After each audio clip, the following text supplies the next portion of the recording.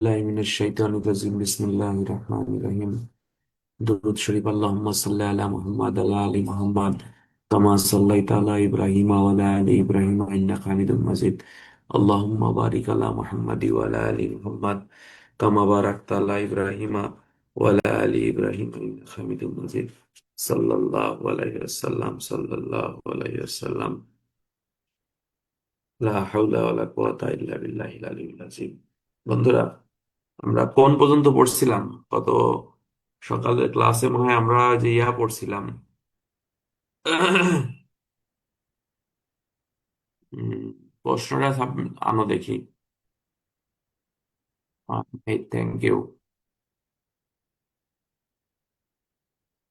এটা মনে হয় যে আহ, দুইয়ের গ নম্বর দেখছিলাম, দুইয়ের গ এফ এম। এফ এম প্রাপ্তির পর করণীয় কি? আচ্ছা, এফ এম আমি সবসময় আপনাদেরকে আমি বলছি যে পিআরবি 274, যেটা হচ্ছে সাক্ষ্যের স্মারকলিপি, 444 মামলার ব্রিফ, আর 445 এটা হচ্ছে এফ এম। এই তিনটা পিআরবি সবসময় আমাদের জন্য ইম্পর্টেন্ট।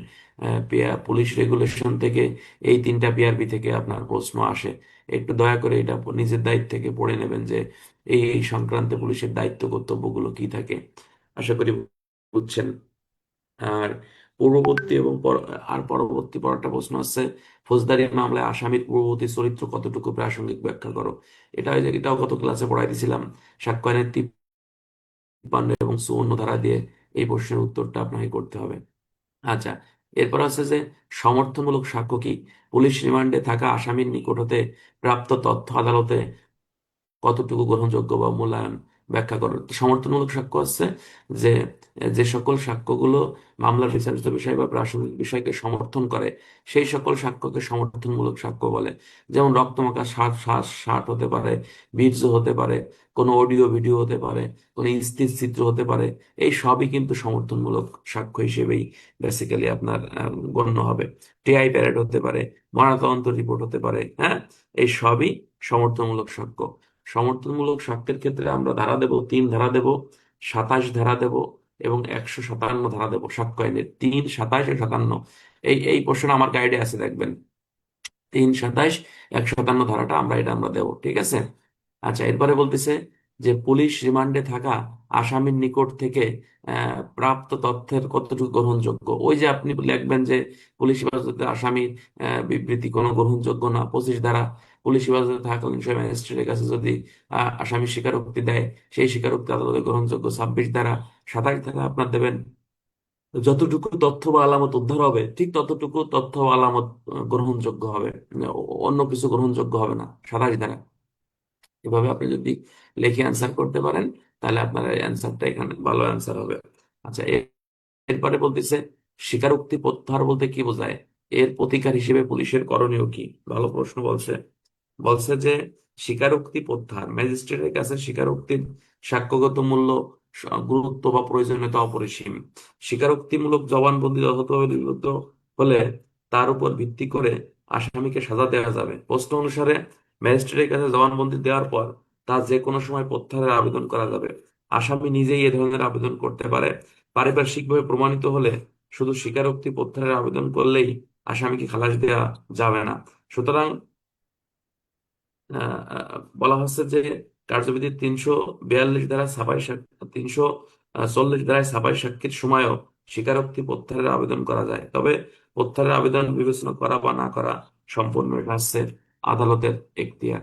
তো আমি যে কথাটা আপনাদের এখানে বলতে চাচ্ছি যে স্বীকারোক্তি প্রত্যাহার বলতে কি বোঝায়। স্বীকারোক্তি প্রত্যাহার বলতে মূলত এখানে বোঝাচ্ছে যে একবার স্বীকারোক্তি দেওয়ার পরে আসামি যদি স্বেচ্ছায় ওই স্বীকারোক্তি মানে উড্ডু করতে চায়, মানে প্রত্যাহার করতে চায়, তুলে নিতে চায়, তখন সেটাকে স্বীকারোক্তি প্রত্যাহার বলা হয়।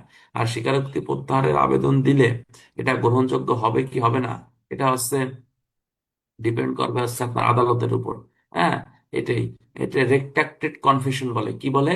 এটাকে বলা হচ্ছে রেট্রাক্টেড কনফেশন বলা হয়ে থাকে। রেট্রাক্টেড কনফেশন বলা হয়ে থাকে।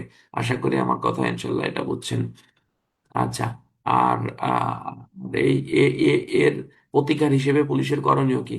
এর প্রতিকার হিসেবে পুলিশের করণীয় হচ্ছে ভয় ব্যতীত স্বীকারোক্তি আদায়ের ব্যবস্থা করতে হবে। তারপরে আছে কোনো প্রকার প্রলোভন ব্যতীত স্বীকারোক্তি আদায়ের ব্যবস্থা করতে হবে। ম্যাজিস্ট্রেটের নিকট স্বীকারোক্তি আদায়ের ব্যবস্থা করতে হবে। স্বীকারোক্তির উপর ভিত্তি করে আলামত তথ্যগুলো উদ্ধার করতে হবে। হ্যাঁ, আহ, এই হচ্ছে পুলিশের মোটামুটি প্রতিকার। সাক্ষ্য আইনের ওই যে 24, 25, 26, 27 এই ধারাগুলো আপনি দিয়ে দেবেন। আশা করি এখানে উত্তর এটা হয়ে যাবে। আশা করি এটা বুঝছেন। আচ্ছা, এরপরে বলছে ডিএনএ আইন 2014 কোন কোন উদ্দেশ্যে ডিএনএ নমুনা এবং ডিএনএ, এই প্রশ্নটা আমি পরীক্ষার আগে বলছিলাম যে 100% আসবে। একটা একটা করে প্রশ্ন আপনাদের বলছিলাম যে প্রশ্ন আসবে। পরীক্ষা দেখেন গত বছর চলে আসছে এটা। এটা ডিএনএ আইন 2014 12 ধারায় লেখা আছে যে ডিএনএ প্রোফাইল। আমার কথা কি শোনা যাচ্ছে ভাই? ঘুম থেকে উঠছি তো, কণ্ঠটা এরকম মনে হচ্ছে। ক্লিয়ার শোনা যায়? সমস্যা? আচ্ছা, ডিএনএ প্রোফাইলের ব্যবহার বিধি। ডিএনএ প্রোফাইলের ব্যবহার বিধি, এটা ডিএনএ প্রোফাইল ডিএনএ আইন 2014 12 ধারায় লেখা আছে যে কোন কোন কাজে ডিএনএটা বেসিক্যালি ব্যবহার করা হয়।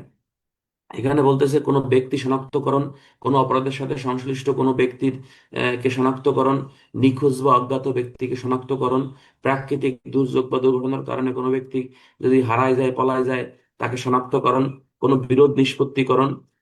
এরপরে বলতেছে যে দুই বা ততোধিক ব্যক্তির মধ্যে পারস্পরিক সম্পর্ক নিরূপণ, বিধি দ্বারা নির্ধারিত অন্য যে কোনো বিষয়। তাহলে ডিএনএ আইন 2014 12 ধারায় আপনাকে, ডিএনএ আইন 2014 12 ধারায় আপনাকে এই কথাই এখানে বলতেছে।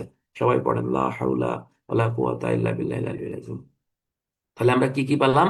আমরা পালাম যে ডিএনএ আইন 2014 এর 12 ধারায় বলতেছে যে ডিএনএ প্রোফাইল যে সকল কাজে ব্যবহার করা হয়।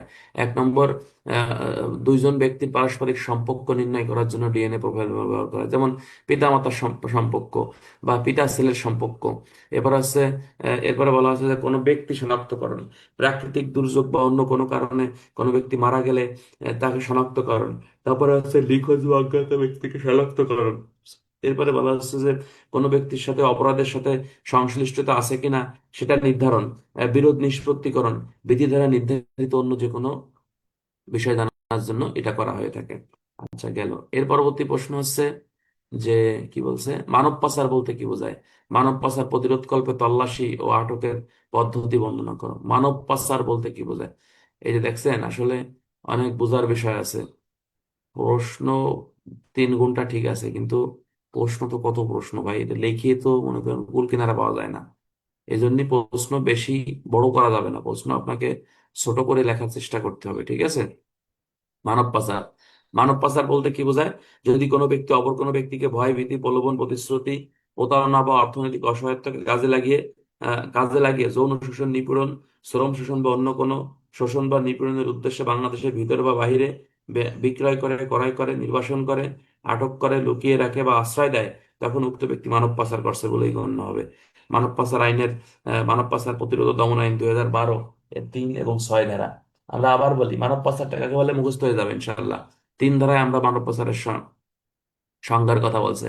যদি কোনো ব্যক্তি অপর কোনো ব্যক্তিকে ভয়, ভীতি, প্রলোভন, প্রতিশ্রুতি, অর্থনৈতিক মানে অসহায়তায় কাজে লেগে বাংলাদেশের ভিতরে বা বাহিরে কি কি করে, পাচার করে, স্থানান্তর করে, লুকায় রাখে, আশ্রয় দেয়, বিক্রি করে, তারপর আছে যৌন শোষণ করে, হ্যাঁ, তখন উক্ত ব্যক্তি মানব পাচার করছে বলেই গণ্য হবে।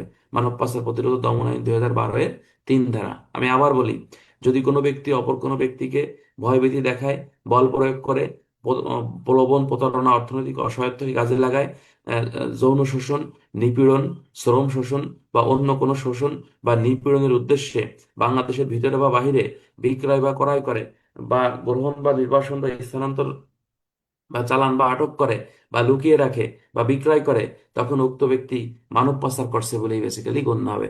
মানব পাচার প্রতিরোধ ও দমন আইন 2012 এর 3 ধারায় আপনাকে এই কথাই এখানে বলছে। পড়েন লা হাওলা ওয়ালা কুওয়াতা ইল্লা বিল্লাহিল আলিয়্যিল আযীম। লা হাওলা ওয়ালা কুওয়াতা ইল্লা বিল্লাহিল আলিয়্যিল আযীম। এখন বলতেছে যে মানব পাচার প্রতিরোধে তল্লাশি এবং আটকের বিধান কি। তাহলে মানব পাচার প্রতিরোধে তল্লাশি এবং আটকের বিধান আছে এই আইনের 20 ধারা। এই আইনের 20 ধারায়, সরি 19 ধারায়, 19 ধারায় আপনাকে বলতেছে। আর হ্যাঁ, 19 ধারায় আপনাকে তল্লাশি, 19 ধারা না 20 ধারা, দেই বইটা বাইর করে দেই।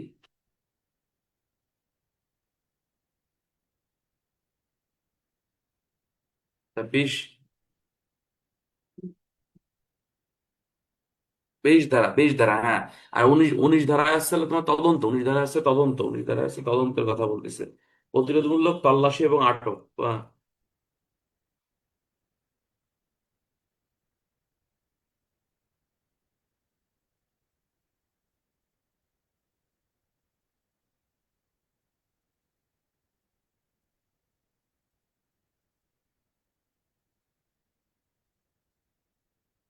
এ পরীক্ষার হলে কি টোকেন লাগার দেয় না? টোকেন টোকেন, আমরা তো ঢাকায় পরীক্ষা দিচ্ছি, টোকেন টোকেন লাগাই নিয়ে গেছি বইতে।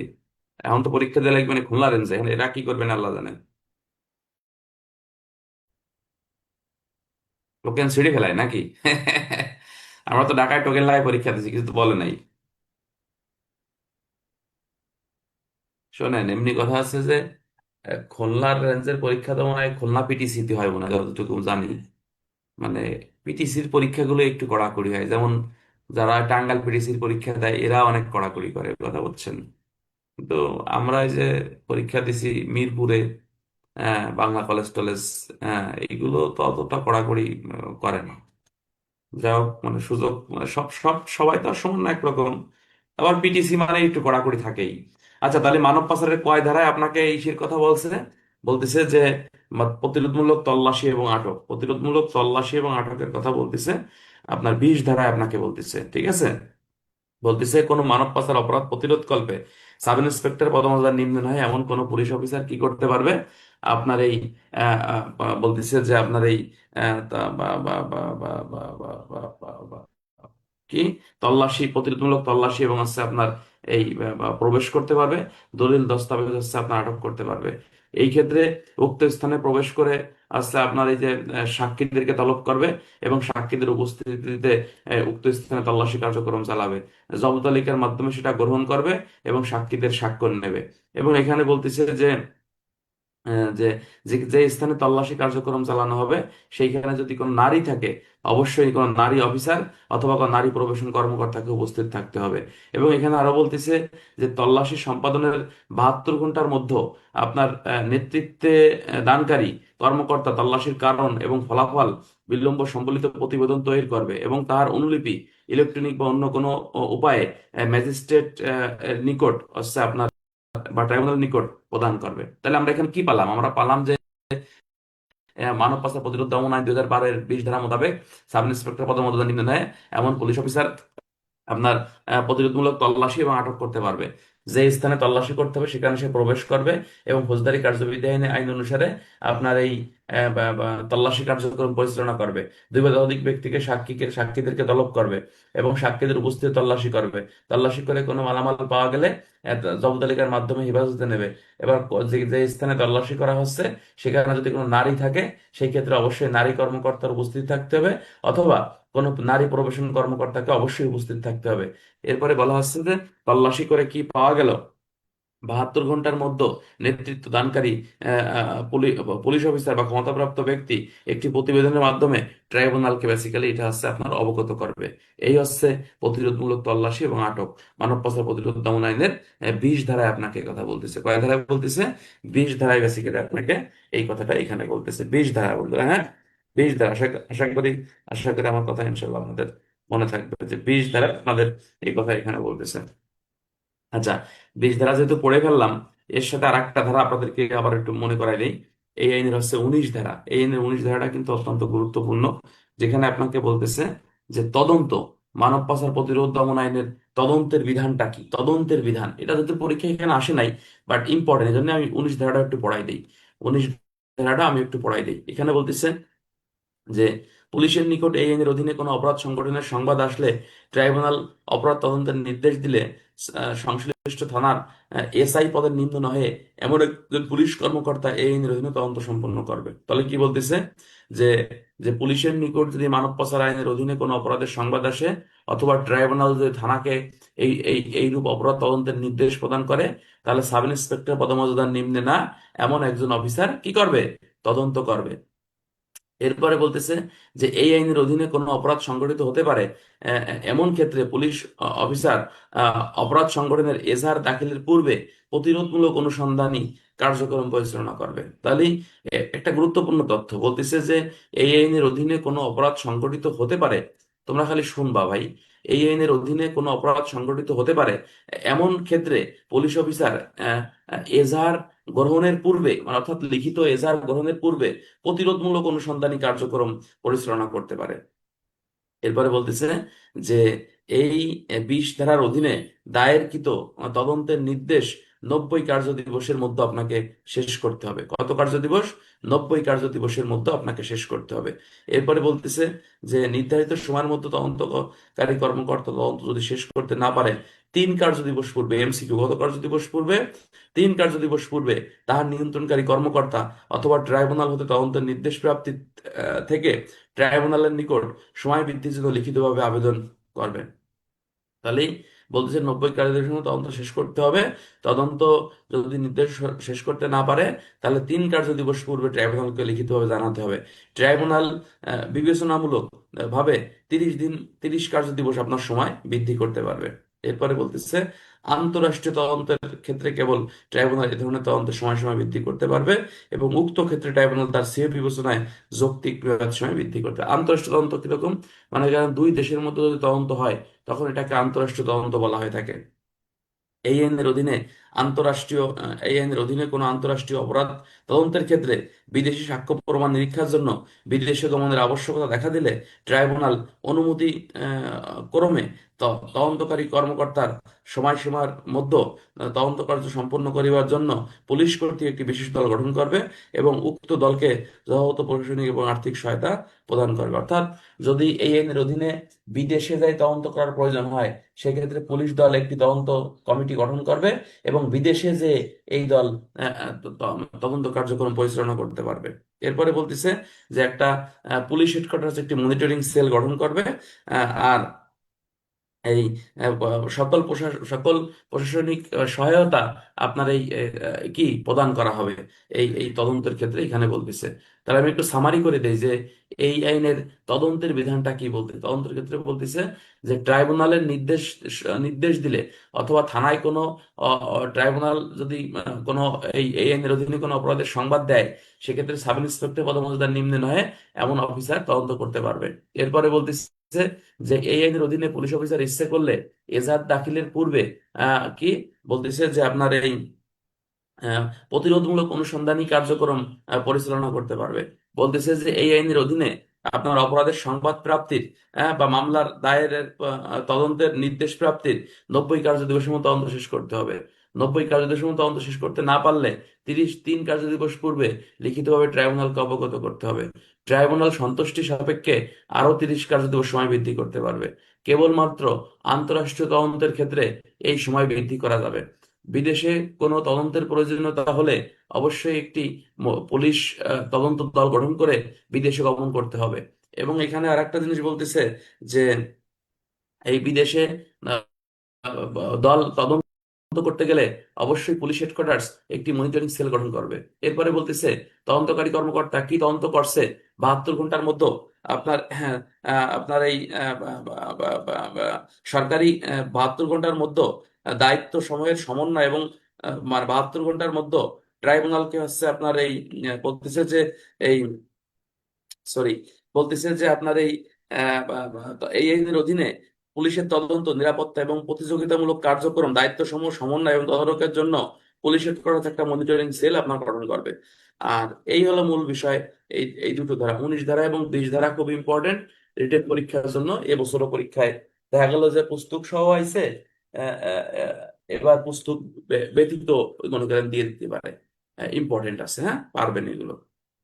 আচ্ছা, এরপরে বলতেছে যে কোনো সরকারি কর্মচারীর বিরুদ্ধে ফৌজদারি মামলা চলমান থাকলে একই বিষয়ে তার বিরুদ্ধে চলমান বিভাগীয় মামলার বিষয়ে আইনগত করণীয় কি। ভালো প্রশ্ন করছে একটা।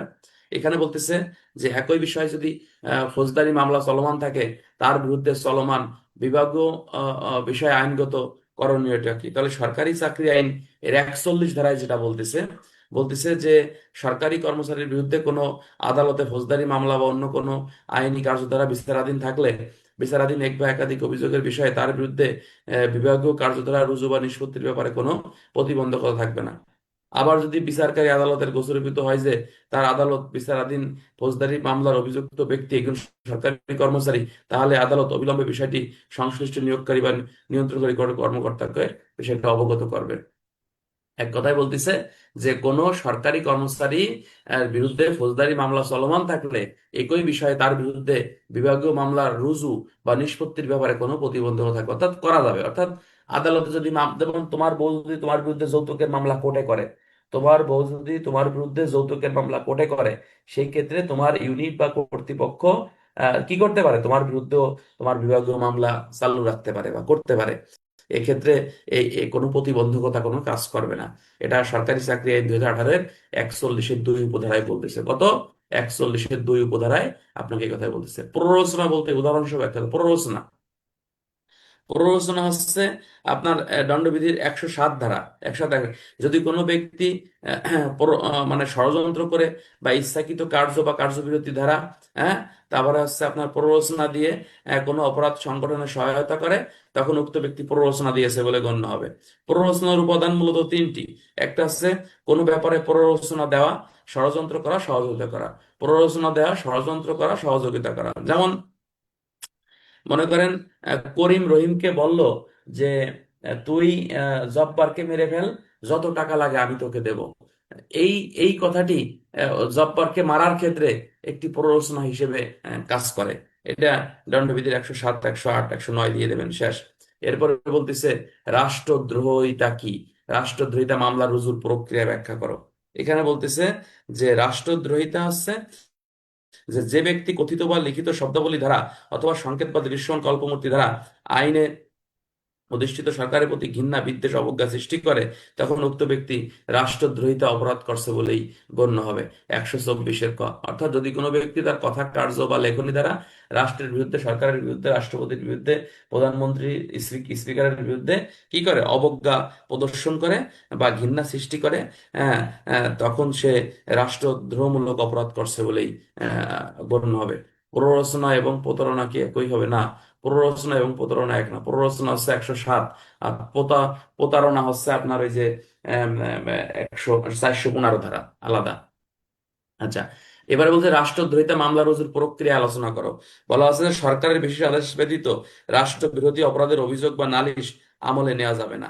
এটা কার্যবিধি আইনের 196 ধারায় আপনাকে বলতেছে। বলতেছে যে সরকারের বিশেষ কোনো আদেশ ব্যতীত রাষ্ট্রদ্রোহিতার কোনো অপরাধ এর অভিযোগ বা নালিশ আমলে গ্রহণ করা যাবে না। ফৌজদারি কার্যবিধানের 196 ধারার অধীনে অপরাধের প্রাথমিক অনুসন্ধানের জন্য জেলা ম্যাজিস্ট্রেট, পুলিশ ইন্সপেক্টর পদের নিম্ন নহে এইরূপ অফিসার দ্বারা তদন্তের আদেশ দিবে, এবং এইরূপ তদন্তের ক্ষেত্রে অফিসার ইনচার্জ ফৌজদারি কার্যবিধানের 153 ধারা অনুযায়ী তিনি তার ক্ষমতা পরিচালিত করবেন। কার্যবিধি 196, 196-এর খতে আপনাকে এই কথাই বলছে। 196, 196-এর খতে এই কথা বলছে। আচ্ছা, অপরাধজনক নরহত্যা কখন খুন বলে গণ্য হয়, কখন গণ্য হয় না, আলোচনা করো। অনেক বড় প্রশ্ন। অপরাধজনক নরহত্যা কখন খুন বলে গণ্য হয়, কখন খুন বলে গণ্য হয় না, আলোচনা করো। তাহলে এখানে বলা হচ্ছে যে অপরাধজনক নরহত্যা যে ক্ষেত্রে খুন বলে গণ্য হয়, আহ, অপরাধজনক নরহত্যা কখন খুন বলে গণ্য হয়, কখন খুন বলে গণ্য হয় না। ওই যে 300 ধারার যে প্রথম অনুচ্ছেদে 4টা অনুচ্ছেদ আছে, যে হত্যার অভিপ্রায় নিয়ে খুন করলে অপরাধজনক নরহত্যা খুন হয়। তারপর আছে এমন আঘাত যে আঘাত মৃত্যুর জন্য যথেষ্ট, সেটা খুন হয়। তারপর আছে এমন আঘাত যে আঘাত মৃত্যুকে ত্বরান্বিত করে, সেটা খুন হয়। এরপরে বলতেছে যে আহ, মারাত্মক জখম ঘটিয়ে, কোনো মারাত্মক আক্রমণ ঘটিয়ে কোনো ব্যক্তির মৃত্যু ঘটালে সেটা খুন হয়। যেমন পল্টন মোড়ে বোম ফাটায় 5 জন ব্যক্তিকে মেরে ফেললেন, এটা খুন হয়। অর্থাৎ এই 4টি ক্ষেত্রে অপরাধজনক হত্যা খুন হয়। আর বলতেছে কখন অপরাধজনক হত্যা খুন হয় না। নিম্নলিখিত 5টি ক্ষেত্রে অপরাধজনক হত্যা খুন হয় না। 1 নম্বর হচ্ছে আকস্মিক উত্তেজিত হয়ে খুন করলে সেটা খুন হয় না। 2 নম্বর হচ্ছে যে সরকারি কর্মচারীর যদি তার দায়িত্ব পালন করাকালে আপনার খুন করে, সেক্ষেত্রে সেটা খুন হয় না। আত্মরক্ষার্থে কোনো ব্যক্তি খুন হয়ে গেলে সেটা খুন হয় না। এরপরে বলতেছে যে 18 বছরের ঊর্ধ্বে, 18 বছরের ঊর্ধ্বে আপনার এই মানে নিয়ন্ত্রণ হারিয়ে কোনো ব্যক্তি যদি এই মানে সম্মতি ব্যতীত যদি কোনো ব্যক্তি খুন করে, সেই ক্ষেত্রে বেসিক্যালি এটা আপনার খুন হবে না। এরপরে বলতেছে যে আপনার এই যে ইসের আরে বেআইনি সমাবেশ ছত্রভঙ্গ করার ক্ষেত্রে যদি কোনো ব্যক্তি খুন হয়ে যায়, সেক্ষেত্রে সেটা আছে আপনার খুন হবে না। আর আর আর লাস্টেরটা বলতেছে ওই যে আকস্মিক কলহ বা আহ, কি ঝগড়ায় লিপ্ত হয়ে যদি কোনো ব্যক্তি খুন করে, সেই ক্ষেত্রে সেটা খুন হবে না। এই পাঁচটি ক্ষেত্রে অপরাধজনক হত্যা বেসিক্যালি আপনার খুন হয় না। এই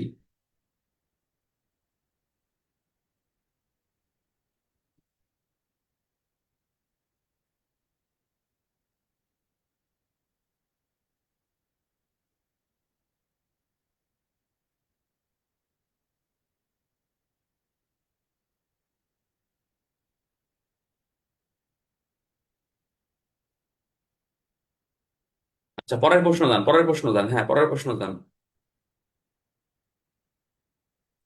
পরের প্রশ্ন হচ্ছে বিভাগীয় পদোন্নতি পরীক্ষা 2024, 24 কনস্টেবল হতে এটিএসআই পদে আইন ও বিধি না, এটিএসআই দরকার নাই, এটিএসআই দরকার নেই। আমরা এটিএসআই এটিএসআই এর প্রশ্নটা বলবো, রিভিশন দেবো কি কি হয়। আচ্ছা আপনারা বলেন, তাহলে আমার একটু সহায়তা হবে। আচ্ছা, এজাহার বলতে কি বোঝায়? আচ্ছা, এজাহার বলতে কি বোঝায়?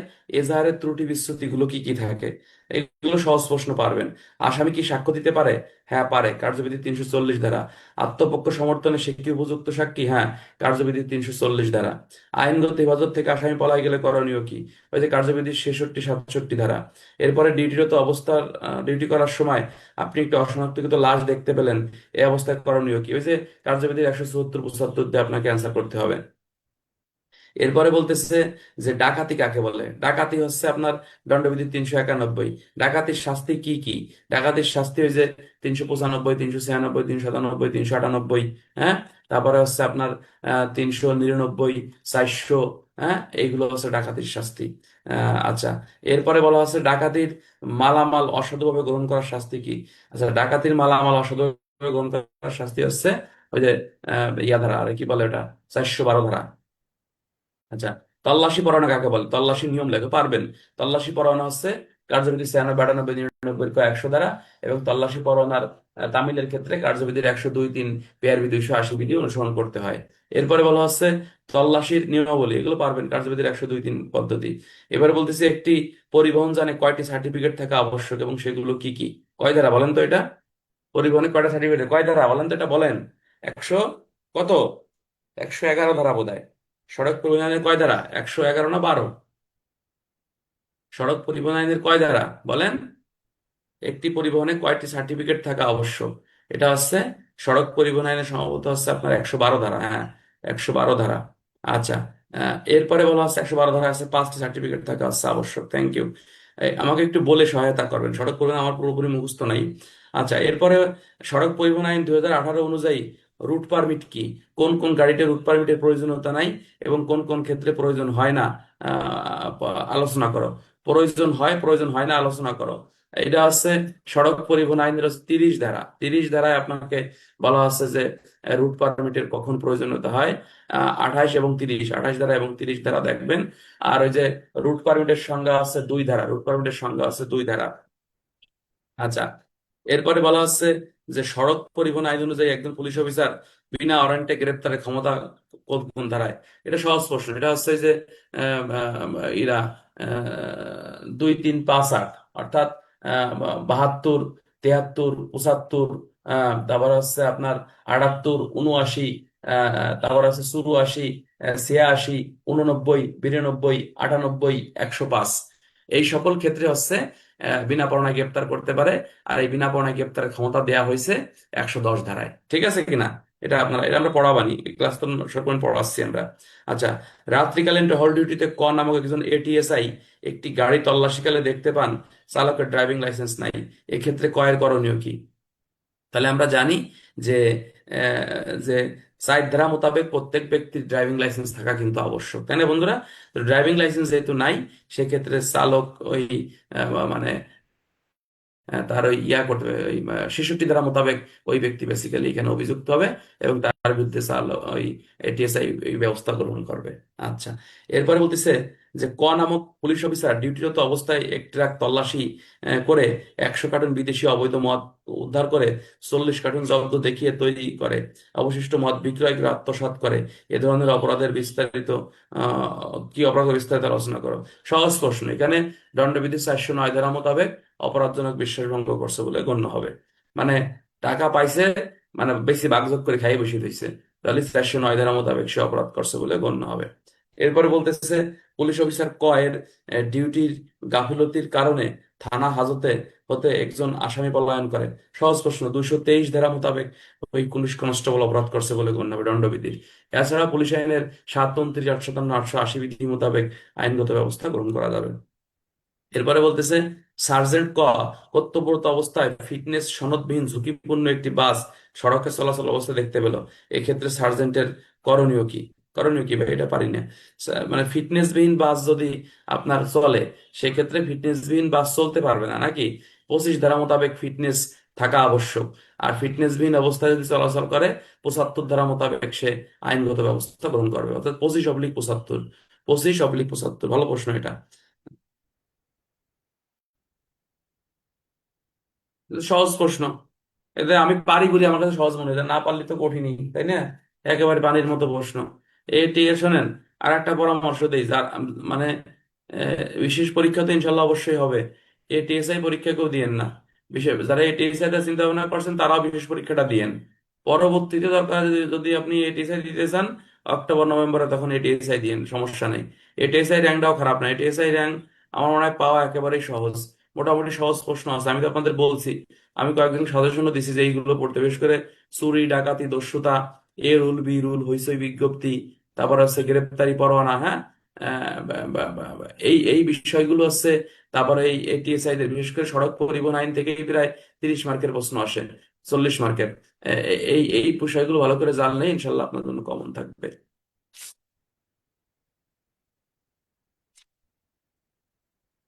আচ্ছা, বিগত বছরগুলোর প্রশ্নগুলো বাইর করো ভাই, প্রশ্নগুলো বাইর করো, প্রশ্নগুলো বাইর করো, প্রশ্নগুলো বাইর করো।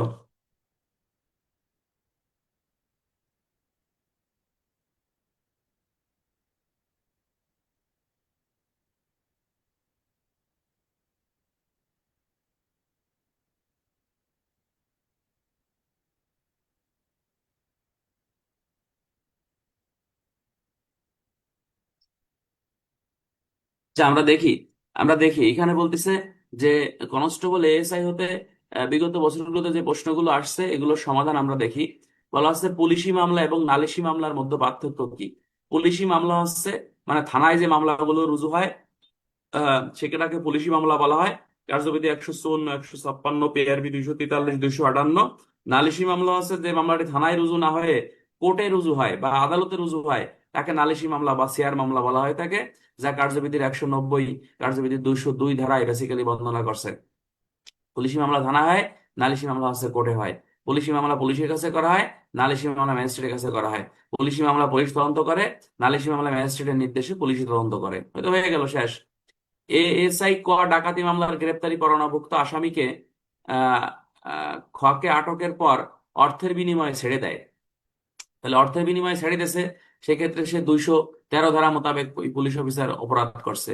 কিছুদিন পরে ছিনতাই করার সময় খ জনগণ কর্তৃক আটক হয় এবং জনগণ খকে গ নামক পুলিশ প্রধানের নিকট সোপর্দ করে, কিন্তু গ এর অসতর্কতার কারণে খ হেফাজত থেকে পালায় যায়। তাহলে যেহেতু পালাই গেছে, জনগণ আটক করছে, এটা জনগণের কাজের বৈধতা, কার্যবিধি 59 ধারায় তার কাজটি বৈধ। কিন্তু খ যেহেতু মানে আটক করার পর পুলিশ পালায় পালায় চলে গেছে, সেই ক্ষেত্রে সে দায়িত্ব অবহেলা করছে, অর্থাৎ দণ্ডবিধি 223 সে অপরাধ করছে বলেই সে এখানে গণ্য হবে। এখানে উত্তর ভুল লাগছে, কার গাইড এটা? 220 আন্দাজে লেট হয়েছে। আচ্ছা, এখানে হচ্ছে সে অপরাধ করছে বলেই গণ্য হবে, হ্যাঁ, 213 হবে। আচ্ছা, পরবর্তী প্রশ্ন আমরা দেখি। আর যেহেতু উভয় পুলিশ অফিসার উক্ত কাজটি করছে, পুলিশ আইনে 729, 857, 880 বিধি মোতাবেক তাদের বিরুদ্ধে আইনগত ব্যবস্থা এখানে গ্রহণ করা যাবে। আচ্ছা, এর পরবর্তীতে আমরা দেখি যে বলতেছে যে জামিনে থাকাকালীন কোনো ব্যক্তিকে কি কি কারণে আহ, একজন পুলিশ অফিসার আবার গ্রেপ্তার করতে পারে, অর্থাৎ কোন কোন কারণে জামিন আদেশ বাতিল হয়ে যেতে পারে। তাহলে আছে জামিনের শর্ত লঙ্ঘন করলে বাতিল হতে পারে, তারপরে বলতেছে যে মুচলেকার শর্ত লঙ্ঘন করলে জামিন আদেশ বাতিল হয়ে যেতে পারে। তারপর হচ্ছে আপনার অর্থের অপর্যাপ্ততা হলে জামিন আদেশ বাতিল হতে 501। তারপর আছে জামিনদারের অব্যাহতির কারণে জামিন আদেশ বাতিল হতে পারে 502। এবার আছে 565(3)(3) এর বিধান লঙ্ঘন করলে জামিন আদেশ আপনার বাতিল হতে পারে। অর্থাৎ এখানে আপনাকে বলতেছে যে 124, 431, 497, এবার আছে 501, 502, 565(3), পেয়ার 16। এই ক্ষেত্রে আছে আপনার জামিন আদেশ বাতিল হয়ে গেলে তাদেরকে পুনরায় আবার বিনা পণায় গ্রেফতার করা যাবে। এরপরে বলতেছে চেকপোস্ট চেকপোস্টে পুলিশ অবস্থান দেখে একজন মোটরসাইকেল আরোহী মোটরসাইকেল রেখে পালিয়ে যায়, এক্ষেত্রে চেকপোস্ট ইনচার্জের আইনগত করণীয় বা ব্যবস্থা কি ব্যাখ্যা করো। তো মূলত হচ্ছে যদি গাড়িটা আটক করতো তাহলে সড়ক পরিবহন আইনের 115 ধারা মোতাবেক ব্যবস্থা নেওয়া হতো। যেহেতু গাড়িটা সে আটক করে নাই, গাড়ি পুলিশ দেখে গাড়ি ফেলাই দিয়ে পলাইছে, তাহলে এটা সন্দিগ্ধ সম্পত্তি। হ্যাঁ, সন্দিগ্ধ সম্পত্তি। এই জন্যই কার্যবিধির 550 ধারা মোতাবেক পুলিশ অফিসার এটা আছে বেসিক্যালি আপনার হেফাজতে নেবে। এবং কার্যবিধি আইনের 102-3 ধারা মোতাবেক জব্দ তালিকার মাধ্যমে হেফাজতে নিয়ে থানায় এটা নিয়ে আসবে, সম্পত্তি রেজিস্ট্রে জমা দেবে, জিডিতে নোট দেবে, উদ্যান কর্তৃপক্ষকে অবগত করবে। আর 523 একটা নোট পুলিশ আইন 24/2013 প্রতিবেদনের মাধ্যমে অবগত করতে হবে। আর আদালত 523 থেকে 525 ধারার বিধান প্রতিপালনের জন্য পুলিশ অফিসারকে আইনগত ব্যবস্থা গ্রহণ করবে। ঠিক আছে, লাস্টে আমরা এই নোটটা দিয়ে দেবো। এরপরে বলতেছে কোন কোন ক্ষেত্রে দলিলের সত্যায়িত কপি মূল দলিলের অস্তিত্ব, অবস্থা এবং বিষয়বস্তুর কি বলছে সাক্ষ্য হিসেবে আদালতে প্রাসঙ্গিক। এটা খুবই সহজ প্রশ্ন, বারবার আমি বলছি ইম্পর্টেন্ট। সেটা হচ্ছে এই সাক্ষ্য আইনের 65 ধারার প্রশ্ন, 65 ধারা। অর্থাৎ নিম্নলিখিত ক্ষেত্রে দলিলের ফটোকপি বা প্রত্যায়িত বা মাধ্যমিক সাক্ষ্যের মাধ্যমে দলিলের অস্তিত্ব, অবস্থা বা বিষয়বস্তু নির্ণয় করা যাবে। 1 নম্বরে কি বলতেছে?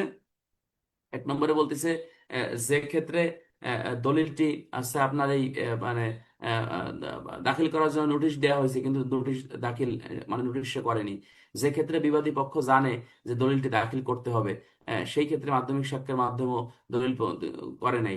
এবার আছে যে ক্ষেত্রে দলিলটি আপনার সরকারি দলিল, দলিলটি সহজে স্থানান্তর করা যায় না।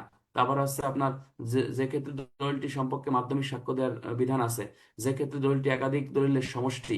এই 7টি ক্ষেত্রে বলা হচ্ছে যে দলিলের অস্তিত্ব সম্পর্কে মাধ্যমিক সাক্ষ্যের মাধ্যমে দলিল আপনি প্রমাণ করতে পারবেন। খুবই ইম্পর্টেন্ট, সাক্ষ্য আইনের 65 এবং 66 এবছর খুবই ইম্পর্টেন্ট। দয়া করে আল্লাহর রাস্তায় সবাই মুখস্থ করবেন। ওই যে আমাকে অনেকে প্রায় ফোন দেন যে স্যার আমার একটু শর্ট সাজেশন দেন, তাহলে এই যে কথাগুলো বলতে তো শর্ট সাজেশনই 65-66 দ্বারা কারো যদি মুখস্থ না থাকে দয়া করে আজকেই মুখস্থ। আমার গাইড দেখে, আমার গাইডে খুবই ছোট্ট ছোট্ট পয়েন্ট দিয়ে লিখে রাখছি।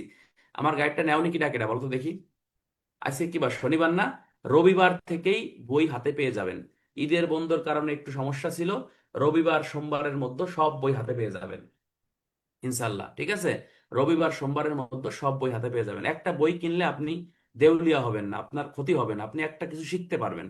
আমার বইতে এই প্রত্যেকটা প্রশ্ন আমি কি সহজ সরল ভাষায় আমি লেখার চেষ্টা করছি, ইনশাল্লাহ ভালো লাগবে। আর না কিনলে না কেনেন, সমস্যা নাই।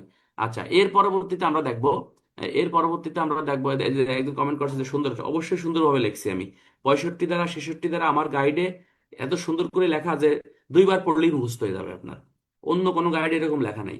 আচ্ছা, এরপরে বলা হচ্ছে যে যা বিচার্য বা প্রাসঙ্গিক বিষয়ের অস্তিত্ব আহ কর্তৃক প্রস্তাবিত সিদ্ধান্তকে সমর্থন করে তার প্রাসঙ্গিকতা।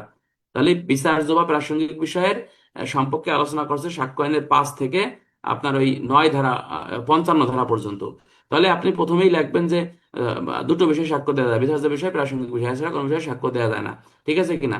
যে বিচার্য বিষয়ে যে যে সমস্ত একই কাজের অংশ সেভাবে সাক্ষ্য আদালতে প্রাসঙ্গিক সাক্ষ্য আইনের 6 ধারা। কোন ঘটনার উপলক্ষ কারণ পরিণাম প্রাসঙ্গিক আদালতে সাক্ষ্য আইনের 7 ধারা। আবশ্যকীয় ব্যাখ্যা বিশ্লেষণের জন্য সাক্ষ্য আইনের 9 ধারা মোতাবেক এটা আদালতে প্রাসঙ্গিক। আর সাক্ষ্য আইনের 157 ধারা মোতাবেক যে যে বিষয়গুলো আদালতে সমর্থন করে সে সকল বিষয় আদালতে প্রাসঙ্গিক হিসেবে গণ্য হয়। সাক্ষ্য আইনের 57 ধারা এইভাবে নিজের মতো বানাইছে, নাইলে হইতে হবেন শেষ। টেস্ট আইডেন্টিফিকেশন প্যারেড কি? এটা হচ্ছে পেয়ার 282। বলা হচ্ছে যে একাধিক অপরাধীর সন্দেহভাজন অপরাধীর মধ্য থেকে প্রকৃত অপরাধীকে শনাক্তকরণের জন্য ম্যাজিস্ট্রেটের উপস্থিতিতে যে প্যারেড অনুষ্ঠিত হয় তাকে টেস্ট আইডেন্টিফিকেশন প্যারেড বলে। পেয়ার 282 বলতেছে টেস্ট আইডেন্টিফিকেশন প্যারেড কি বলছে? টেস্ট অ্যান্ড ইভ্যালুয়েশন প্যারেড এর বিশ্বাসযোগ্যতার কোন কোন শর্তের উপর নির্ভর করে? তাহলে এক নম্বর হচ্ছে যে শনাক্তকারী সাক্ষীর নিকট অপরিচিত হওয়া বাঞ্ছনীয়। শনাক্তকারী বলা হচ্ছে যে সাক্ষীর নিকট আহ, আহ, আসামির নাম শনাক্তকারী সাক্ষীর নিকট অপরিচিত হওয়া বাঞ্ছনীয়। এবারে উক্ত সাক্ষী ঘটনার পরে আসামিকে দেখার সুযোগ হয়নি এবং শনাক্তকারী সাক্ষী আসামিকে শনাক্ত করতে কোনো ভুল করেনি, এই বিষয়গুলো দেখতে হবে। তো এই সাক্ষ্য আইনের 9 ধারা PRB 282-তে আপনাকে এই কথাই বলতেছে। এবং অপরাধী একজন হলে 8 থেকে 10 জন ব্যক্তির লোকের সাথে একত্রে হাঁটাতে হবে। অপরাধী একাধিক হলে 20 থেকে 30 জন ব্যক্তিকে একত্রে হাঁটাতে হবে। এই শর্তগুলো আপনাকে থাকতে হবে, ঠিক আছে? আচ্ছা, হইচই বিজ্ঞপ্তি বলতে কি বোঝায়? হইচই বিজ্ঞপ্তি কখন, এটা সহজ প্রশ্ন, তোমরা পারো, এটা বলে সময় নষ্ট করবো না। এরপরে বলতেছে যে পারিবারিক কারণে কোনো পুলিশ সদস্য ঊর্ধ্বতন কর্তৃপক্ষকে না জানিয়ে বাড়ি চলে যায়, এক্ষেত্রে পুলিশ সদস্যের অপরাধ। তা তুমি জানো যে PRB 115-তে বলতেছে যে অনুমোদিত কর্মস্থল ত্যাগ করা যাবে না, ত্যাগ করো, 115 বিধান তুমি লঙ্ঘন করছো। এছাড়া পুলিশ আইনের 29 ধারায় বলতেছে যে অনুমতি ব্যতীত তুমি কর্মস্থল তুমি ত্যাগ করতে পারবে না, ঠিক আছে কিনা? বা গড় হাজির থাকতে পারবে না ছুটি ব্যতীত, নাকি? তো এটা করলে পুলিশ আইনের 29 ধারা মোতাবেক শাস্তির বিধান কিন্তু রয়েছে, এই উত্তর লেখাই আছে এখানে। এরপরে বলতেছে ক নামক একজন ব্যক্তির বিরুদ্ধে মাদক ব্যবসা অর্থ লগ্নি করার অপরাধে তদন্ত চলমান রয়েছে। তদন্তকারী সাক্ষ্য প্রমাণে তদন্তকারী কর্মকর্তার প্রতিমান হয় যে কয়ের ব্যাংক অ্যাকাউন্টে অবৈধ অর্থ রয়েছে এবং বেনামে ক কিছু সম্পত্তি রয়েছে। এই ক্ষেত্রে তাহলে এই ক্ষেত্রে তদন্তকারী কর্মকর্তার দায়িত্ব কর্তব্য 33-34 ধারা, অর্থাৎ ট্রাইব্যুনালের কে বিষয়টা অবগত করবে, ট্রাইব্যুনাল হচ্ছে ওই ব্যক্তিকে তলব করবে, প্রয়োজনে তার ব্যাংকের হিসাব জব্দ করতে পারবে এবং তার যে অবৈধ বেনামে সম্পত্তি রয়েছে সেগুলো কোরকের ব্যবস্থা করেও উক্ত বিষয়টা নিষ্পত্তি করতে পারবে। যা মাদকদ্রব্য নিয়ন্ত্রণ আইন সংশোধনী 2020 আসলে করতে মাদকদ্রব্য নিয়ন্ত্রণ আইন 2018-এর 33 এবং 34 ধারায় আপনাকে এটা বর্ণনা করছে। আচ্ছা, পরবর্তী প্রশ্ন দাও ভাই, পরবর্তী প্রশ্ন দাও। আচ্ছা, পরবর্তী প্রশ্ন হচ্ছে পুস্তক ব্যতীত, যেখানে বলতেছে যে সাধারণ আঘাত এবং গুরুতর আঘাতের মধ্যে পার্থক্য লেখো। এটা প্রশ্ন সহজ আছে। সাধারণ আঘাত 319, গুরুতর আঘাত 320। সাধারণ আঘাতের কোনো শ্রেণী বিভাগ নেই। গুরুতর আঘাত আছে 8 প্রকার। সাধারণ আঘাতের শাস্তি দণ্ডবিধি 323, 324। গুরুতর আঘাতের শাস্তি 325, 326। সাধারণ আঘাতের ইংরেজি হচ্ছে সিম্পল হার্ট। গুরুতর আঘাতের ইংরেজি হচ্ছে গ্রেভিয়াস হার্ট। হ্যাঁ, সাধারণ আঘাতের শাস্তি কম, গুরুতর আঘাতের শাস্তি বেশি, এইভাবে লিখে দেবেন, শেষ। এজাহার বিলম্বে এবং ডাকাতি মামলাকে দস্যুতা মামলা হিসেবে রুজু করলে কি ধরনের অপরাধ হবে? সহজ প্রশ্ন। এজাহার বিলম্বে রেকর্ড করলে আপনার এই দণ্ডবিধি আইনের 166-217 সে অপরাধ করছে বলে গণ্য হবে। এবং ডাকাতির মামলাকে দস্যুতার মামলা হিসেবে বিবেচনা করে রুজু করলে সেক্ষেত্রে দণ্ডবিধির এই যে 167, 218 ধারা মোতাবেক সে ব্যক্তি অপরাধ করছে বলে গণ্য হবে। আর উক্ত কাজটি যদি পুলিশ অফিসার করে থাকে, পুলিশ আইনে 729, 857, 880 বিধি মোতাবেক আইনগত ব্যবস্থা গ্রহণ করা যাবে, শেষ। বেআইনি সমাবেশ কাকে বলে? জনসমাবেশ ও শোভাযাত্রা নিয়ন্ত্রণে পুলিশের ভূমিকা কি? বেআইনি সমাবেশ কাকে বলে? খুবই গুরুত্বপূর্ণ প্রশ্ন, এটা আছে দণ্ডবিধির আপনার 141 ধারায় বলতেছে 5 বা ততোধিক ব্যক্তি নিম্নলিখিত কাজগুলো যদি করে তখন তারা বেআইনি সমাবেশ করছে বলে গণ্য হবে। এক নম্বর হচ্ছে অপরাধমূলক বল প্রয়োগ করে বা বল প্রয়োগের ভান করে সরকারি কর্মচারীকে ভয়ভীতি দেখানো। 2 নম্বর হচ্ছে অপরাধমূলক অনধিকার প্রবেশ করা। 3 নম্বর হচ্ছে অপরাধমূলক বল প্রয়োগ করে বা বল প্রয়োগের ভান করে সরকারি কর্মচারীকে আইনানুগ কাজে বাধা প্রদান করা। 4 নম্বর হচ্ছে কোনো কোনো ব্যক্তিকে যে কাজ করতে বাধ্য না সে কাজ তাকে জোর করে করানো, যে কাজ করতে বাধ্য সে কাজ তাকে না করতে দেয়া। 5 নম্বর হচ্ছে কোনো ব্যক্তিকে রাস্তার অধিকার, পানির অধিকার বা আইনগত অধিকার থেকে আপনার বঞ্চিত করা। আহ, এই এই এই এই 5টা কাজ হলে সেটা বেআইনি সমাবেশ। সংজ্ঞা দেবেন 141, শাস্তি দেবেন 143। এরপরে আসি জনসমাবেশ শোভাযাত্রা নিয়ন্ত্রণে পুলিশের দায়িত্ব এবং ক্ষমতা। এটা হলো পুলিশ আইনের 30 ধারার প্রশ্ন। আমি একটা জিনিস তোমাদেরকে অনেক আগে বলছিলাম যে এই প্রশ্ন লিখতে যে আমাদের ঝামেলা হয়, অর্থাৎ কোন আইন দিয়ে লিখবো। মনে রাখবা, সভা সমাবেশ নিয়ন্ত্রণে পুলিশের ভূমিকা, এটা শুধুমাত্র পুলিশ আইনের প্রশ্ন। যদি প্রশ্ন আসে পুলিশ অফিসার কিভাবে সভা সমাবেশ ভঙ্গ করবে বা সভা সচেতন করার ক্ষেত্রে পুলিশের দায়িত্ব কর্তব্য কি, সেক্ষেত্রে কার্যবিধি 27 থেকে 129 পর্যন্ত আপনাকে লিখতে হবে, ঠিক আছে ভাই? ভুল করা যাবে না। আর বেআইনি সমাবেশ কাকে বলে? দণ্ডবিধির প্রশ্ন। অবৈধ জনতা কি, সেটাও দণ্ডবিধিতে লেখা যাবে এবং পুলিশ আইন তো 30 ধারা দিয়ে আপনাকে লিখতে হবে। আশা করি আমার কথা ইনশাল্লাহ বুঝছেন। তাহলে সভা সমাবেশ সচেতনতা নিয়ন্ত্রণে পুলিশের দায়িত্ব এবং কর্তব্য কি? এখানে বলতেছে সভা সমাবেশ নিয়ন্ত্রণে পুলিশের দায়িত্ব কর্তব্য পুলিশ আইনের 30 ধারা মোতাবেক জেলা ম্যাজিস্ট্রেট আপনার এই পুলিশ সুপার, সহকারী পুলিশ সুপার যে কোনো সভা সমাবেশ নিয়ন্ত্রণ করতে পারবে। 30-1। 30-2 বলতেছে যে জেলা ম্যাজিস্ট্রেট যদি মনে করে সভা সমাবেশের জন্য লাইসেন্সের প্রয়োজনীয়তা দরকার, সেক্ষেত্রে পুলিশ সুপারের কাছ থেকে লাইসেন্স নেওয়ার জন্য নির্দেশ দিতে পারে। 3 নম্বরে আপনাকে বলতেছে পুলিশ সুপার লাইসেন্সের আবেদন পাইলে শর্ত সাপেক্ষে লাইসেন্স মঞ্জুর করবে, তবে এজন্য কোনো টাকা পয়সা বা ফিসের প্রয়োজন হবে না। 4 নম্বর হচ্ছে যে যে সভা সমাবেশের মঞ্জুর করা হয়েছে বা অনুমতি দেওয়া হয়েছে, এই সভা সমাবেশ কতটুকু কিভাবে পরিচালিত হবে তা পুলিশ সুপার কর্তৃক নির্ধারিত হবে। এরপর একটা প্যারা দিয়ে আমরা লিখবো যে সভা সমাবেশ যদি শর্ত অনুযায়ী পরিচালিত হয় তখন সেই সভা সমাবেশ বৈধ সমাবেশ। আর বৈধ সমাবেশ যখন সমাবেশের লাইসেন্সের শর্ত অমান্য করবে তখন পুলিশ অফিসার তাকে ছত্রভঙ্গের নির্দেশ দেবে। কার্যবিধি 127, পুলিশ আইন 30-1, পিআরবি 142। এরপরে বলতেছে সভা সমাবেশ যদি ছত্রভঙ্গ নির্দেশ দেওয়ার পর ছত্রভঙ্গ না হয় তখন সেটা অবৈধ জনতা হিসেবে গণ্য হবে, এবং কার্যবিধি আইনের 128 ধারা মোতাবেক বল প্রয়োগ করে পুলিশ অফিসার উক্ত সমাবেশ ছত্রভঙ্গ করবে। কার্যবিধি আইনের 128, পুলিশ আইনের 30-2, পিআরবি 143 বিধি। ঠিক আছে কিনা? এবারে আমরা নোট দেব, একটা সমাবেশ যখন অবৈধ জনতায় পরিণত হবে অবশ্যই কার্যবিধি আইনের 127, 28, 29, 30, 31 ধারার পদ্ধতি অনুসরণ করে ছত্রভঙ্গ করতে হবে। ধারা দেবেন পিআরবি 142, 143, পুলিশ আইনের 30-1, 30-2 দিলে আপনি 5-এর মধ্যে 5ই পাবেন। এটা আমার কিন্তু মুখস্থ। আপনাদের কি মনে হচ্ছে যে আমি বই দেখে দেখে বলতেছি? 100% এটা আপনাকে মুখস্থ করতে হবে, এটা প্রশ্ন নাই। শোনো ভাই, একটা জিনিস কথা কই আমি, পরীক্ষায় যেটা আসবে সেটাকে তোমাকে ভালো করে শিখতে হবে। এখন পরীক্ষায় আসবে হলো মনে করো বেআইনি সমাবেশ, তুমি আজে বাজে জিনিস পড়তেছো, তাহলে ওইগুলো ওইগুলো কিন্তু কোনো কাজে আসবে না। এই জন্য আমি যেটা বলি, তোমাকে এই গুরুত্বপূর্ণ বিষয়গুলো তোমাকে ইয়া করতে হবে, কি বলে, মুখস্থ করতে হবে এবং এটা পরীক্ষা আসবে। আচ্ছা, যারা বাড়ির কাজ করতেছে না তারা কিন্তু খুব বিপদে আছো ভাই, বাড়ির কাজগুলো অবশ্যই করবা। এবং আমি তোমাদের একটা জিনিস বলছি যে বাড়ির কাজগুলো আমাকে ব্যক্তিগত হোয়াটসঅ্যাপে না দিয়ে এই যে আমাদের গ্রুপে দিবা। ফেসবুক যে স্টুডেন্ট যে গ্রুপ আছে, স্টুডেন্টের ওই যে আলাদা একটা গ্রুপ খুলছে, ওই গ্রুপে দিবা, তাহলে সবাই দেখতে পারবে এবং সবার জন্য এটা উপকার হবে। কিন্তু কিছু লোক দেখছো, কিছু লোক দেখছো না। আমার মনে হয় সবাই এটা দিলে ভালো হয়। ধন্যবাদ সবাইকে। আচ্ছা, পরবর্তী প্রশ্ন কি বলছে?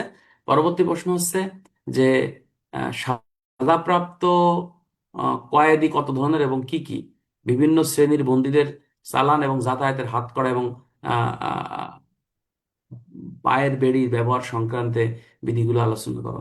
আচ্ছা, সাজাপ্রাপ্ত কয়েদি হচ্ছে ওই যে পিআরবি 378 লেখা আছে বা 478 লেখা আছে যে ক শ্রেণী, খ শ্রেণী, গ শ্রেণী। ক শ্রেণী হচ্ছে আপনার একটু ভিভিআইপি, ঠিক আছে কিনা? খ শ্রেণী ভিভিআইপি না হলেও মধ্যম শ্রেণী, আর গ শ্রেণী হচ্ছে একেবারে নিম্ন শ্রেণী, ছেঁচড়া ছোট যারা আছে, গরিব মানুষ যারা, এরা হলো গ শ্রেণী।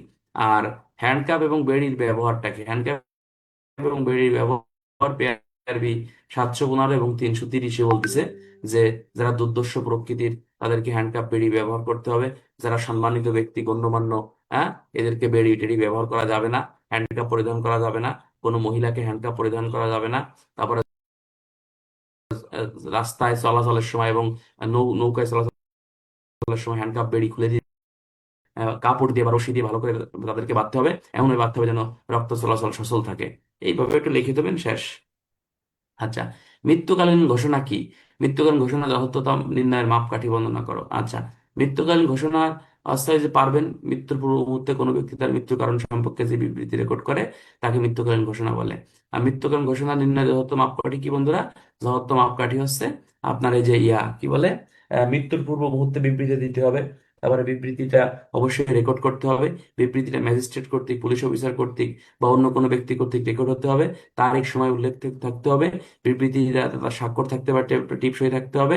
এই প্রত্যেকের মধ্যে স্বাক্ষর টিপ থাকতে সময় থাকতে হবে। হ্যাঁ, এইগুলো হচ্ছে নির্ণয় যথাযথ মাপকাঠি, ঠিক আছে কিনা? আর সাক্ষ্য আইনের আপনার এই আর একটা আছে, মৃত্যুকালীন বিবৃতি দাতাকে অবশ্যই মৃত্যুবরণ করতে হবে। মৃত্যুবরণ না করলে কিন্তু এটা মৃত্যুকালীন ঘোষণা হিসেবে এটা গ্রহণযোগ্য হবে না। ঠিক আছে কিনা? আশা করি এটা আপনারা বুঝছেন। আর সাক্ষ্য আইন 1872 সর্বশেষ সংশোধনী আলোকে অনলাইন জিডি সাক্ষ্যগত মূল্য, অনলাইন জিডি অর্থাৎ এটা ডিজিটাল রেকর্ড হিসেবে গ্রহণযোগ্য। সাক্ষ্য আইন 3 ধারা এটা বলতেছে। আর অনলাইন জিডি যথাযথ সাক্ষ্যগত মূল্য নিরূপণ করো, এটা সাক্ষ্য আইনের 65 খতে আপনাকে বলতেছে। আর 9 ধারায় ব্যাখ্যা বিশ্লেষণের জন্য আদালত এটা প্রাসঙ্গিক। আর 145 ধারায় বৈপরত্য প্রদর্শনের জন্য এটা প্রাসঙ্গিক। সাক্ষ্য আইনের 57 ধারা মোতাবেক আপনার এই সমর্থনমূলক সাক্ষ্য হিসেবে আদালতে প্রাসঙ্গিক। আর ৭০ ধারা মোতাবেক এটা সরকারি দলিল হিসেবে এটা আদালতে প্রাসঙ্গিক। ঠিক আছে কিনা? ৯০ ক আমরা দিতে পারি যে 5 বছরের পুরাতন কোনো ডিজিটাল রেকর্ড আদালতে উপস্থাপন করলে এটা এই সম্পর্কে আদালত আম, এটা গ্রহণযোগ্য করবে এবং আদালত এটা সঠিক দলিল হিসেবে এটা অনুমান করবে। এটাও দেওয়া যায়, ৯ ধারাও দেওয়া যায়, সমস্যা নেই। শিশু বিষয়ক ডেস্ক বলতে কি বোঝায়? শিশু বিষয়ক ডেস্ক বলতে বোঝায় শিশু আইনের 13 ধারায় যেটা আপনাকে বলতেছে, বলতেছে নারী শিশুদেরকে সহায়তা করার জন্য বাংলাদেশের প্রত্যেকটা থানাতে যে ডেস্ক গঠন করে তাকে শিশু বিষয়ক ডেস্ক বলে। শিশু আইনের 13 ধারা 2 ধারা দিয়ে দেবেন। শিশু বিষয়ক পুলিশ কর্মদায়িত্ব কর্তব্য, এটা আছে পুলিশ আইনের শিশু আইনের 13 এবং 14 ধারায় আপনাকে বলতেছে। 1 নম্বর আছে শিশু শিশুর বয়স নির্ধারণ করা, শিশুর যাবতীয় রেজিস্টার মেনটেন করা, তারপরে গ্রেপ্তারের সঙ্গে সঙ্গে শিশুর অভিভাবককে অবগত করা, শিশুর প্রবেশন কর্মকর্তাকে অবগত করা। এরপর আছে শিশু জামিনের ব্যবস্থা করা। তারপর আছে বড় অপরাধীদের সাথে শিশুদেরকে পৃথক অবস্থায় রাখা। তারপর আছে আপনার শিশুর রেজিস্টার গুলো আপডেট রাখা, শিশুর রেজিস্টার গুলো প্রতি মাসে পুলিশ সুপারের মাধ্যমে পুলিশ হেডকোয়ার্টার্সকে অবগত করা। এই হলো শিশু কর্মকর্তার, সাব ইন্সপেক্টরের দায়িত্ব এবং কর্তব্য। আচ্ছা, এরপরে বলছে যে 9 বছরের একটি মেয়ে কিছুদিন ধরে তার মাকে কার্টুন দেখার জন্য মোবাইল ফোন কিনে দিতে বলে। আচ্ছা, বলল তার মা তাকে মোবাইল ফোন কিনে না দেয়, সে মায়ের কান দুলের বিনিময়ে বাড়ির পাশের দোকান থেকে একটি মোবাইল ফোন কেনে। আচ্ছা, কিনলো। এক্ষেত্রে মেয়েটি এবং দোকানদারের অপরাধ এর আইনগত ব্যাখ্যা, এটা শিশু আইনের প্রশ্ন। শিশু আইনে বলা হচ্ছে যে